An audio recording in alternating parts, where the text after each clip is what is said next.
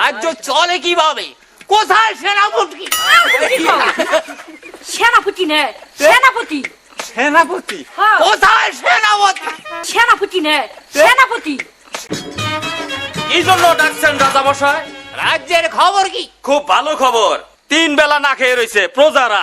3 বেলা না খেয়ে থাকবো কেন? 5 কেজি আটা দিলাম, সে আটা কি তুমি বিল করো নাই? আমি বিল করি নাই রাজা মশাই, সব আটা দিয়ে আমি চাবড়া বাইজা খাইছি। ও হরি, পালিয়ে গেছে বেগম সাহেব আর একমাত্র শিশু কন্যাকে নিয়ে নবাব মহলের বাইরে পালিয়ে গেছে। সে কথা কে বলেছে আমি পালিয়ে গেছি? আমি তো এখানে আছি। তুমি যে অপরাধ করেছো তাতে তোমার মাথা মুড়িয়ে গোল ঢেলে কাঁধায় তুলে এই দেশ থেকে বের করে দেওয়া উচিত। তাইলে ওরা কেনা গেল? বেগম সাহেব আর না গেলে দেখলাম নিশ্চয়ই ফকির নিবে গেছে। আমার বেগম এখানে থাকতেও ও বলছে যে পালিয়ে গেছে। ও হরি, আদেশ করুন মহারাজ। বন্দি করো সেনাপতিকে। পারুম না।